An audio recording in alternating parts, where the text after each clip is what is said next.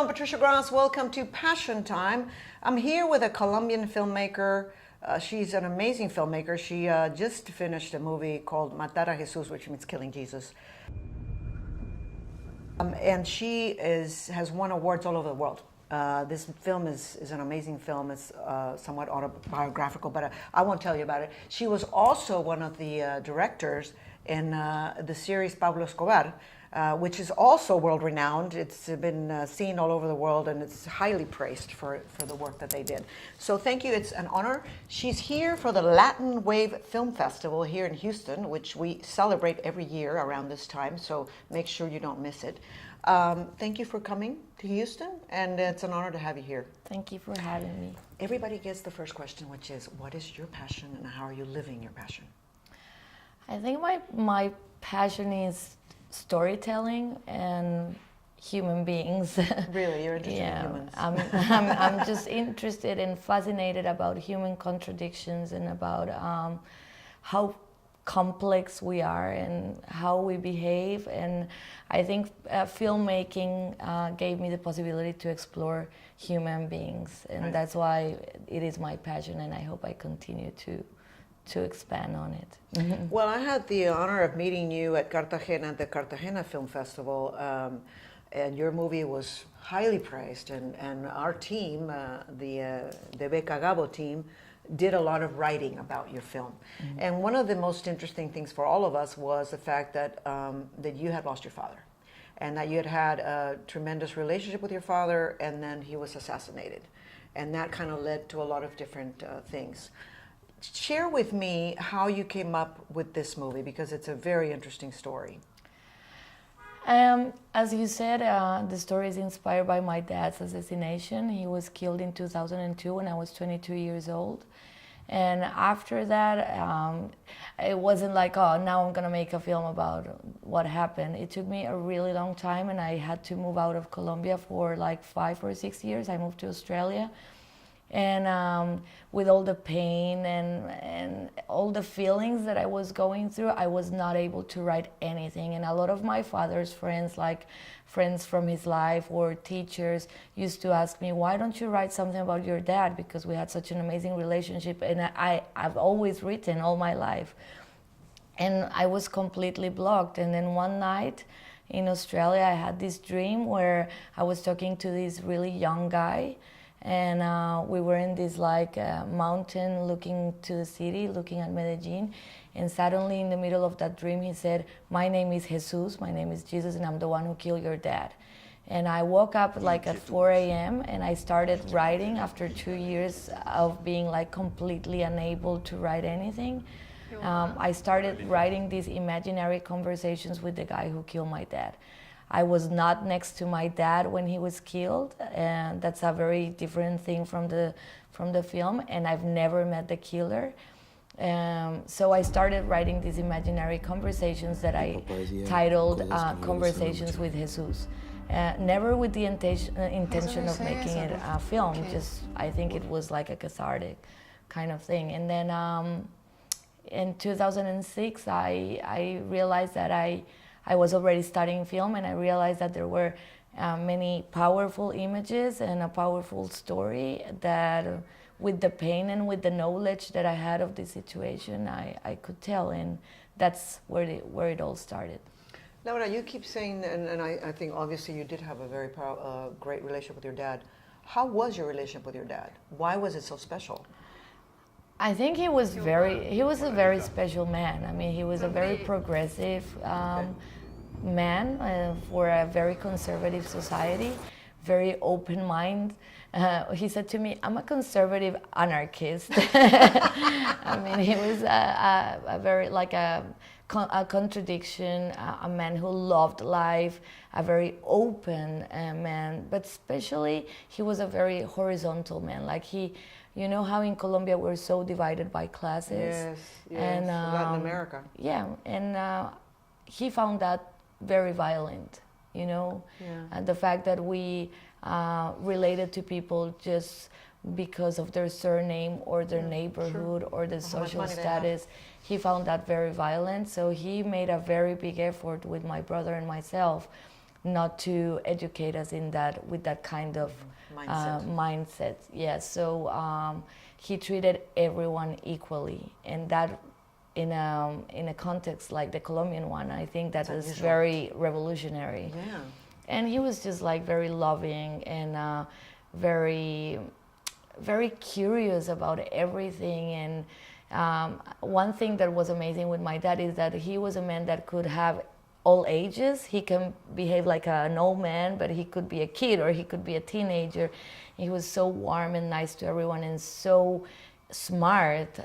So I think we kind of, he was like the sun and we were kind of like the planets around him. And when I say we, it's my mom and my brother and myself, like we were completely mesmerized by this amazing human being. So it was very, very hard for us. But at the end, although I think that this film is a love letter to him, I realized that it's a love letter to all the parents, you know, that are like that, and that have been killed. Like I screened the film at the university 2 weeks ago, and it was the most heartbreaking experience because at the end I received all these notes from people at the end, and it was all from people who have lost their dad. And then I realized this is not a love letter to my father, this is a love letter to everyone who's lost a father in this very stupid Colombian conflict. It touched a nerve in the people that were, when I was there in the theater, there were hundreds of people and people were crying. And I didn't lose my father, but I could relate somewhat to the story.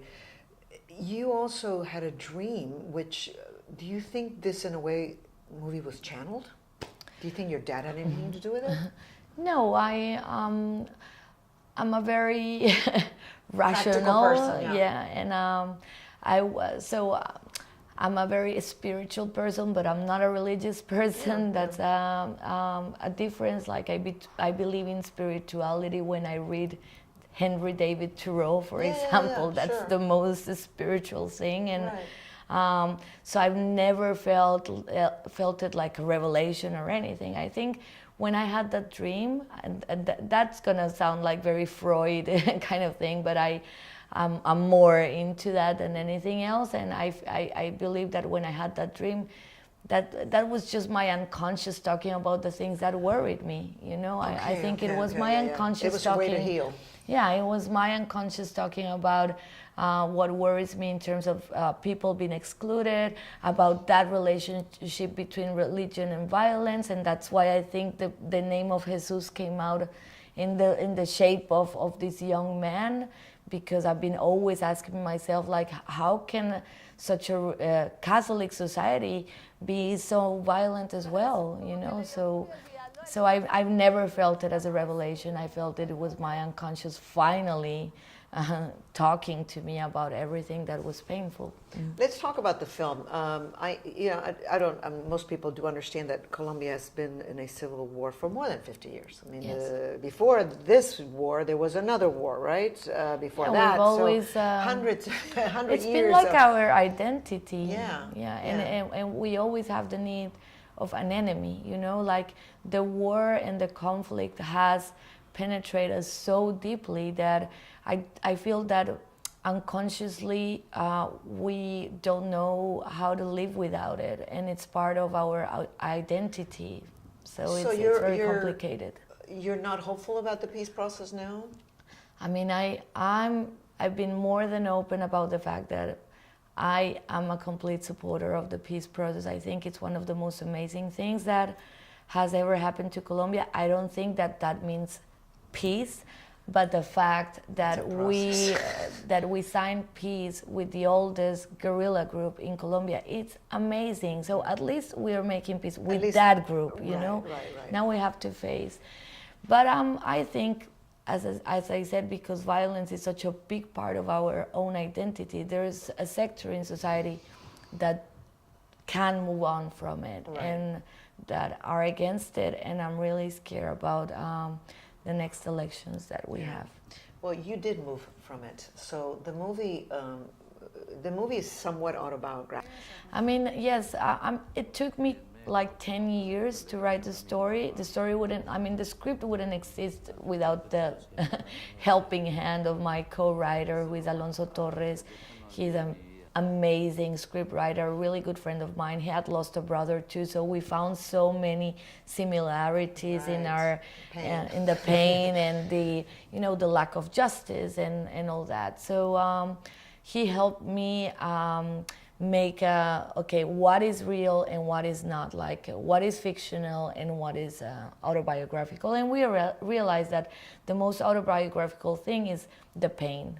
Yeah. I know the pain very well. I know this family that were like, the mother, the same as my mother, was completely like lost because of the pain. My brother, who was so young, had to be the father of the family, and all this like chaos that no one thinks about when someone gets killed, because it's a society that is so used to it. So we started from there, but as I said, like the story, it's the story about a girl who meets her victimizer, the guy who killed her dad. I didn't meet my dad's killer, and I was not next to him when he was killed. So that is completely fictional. But the lack of justice and kind of like how she relates to life after her dad gets killed, that is very autobiographical. I was completely detached from life when my dad was killed, and I was lost, and I was going in and out, and I was partying, and I was like kind of wanting to get killed as well, and that is very much the feeling of the main character as well.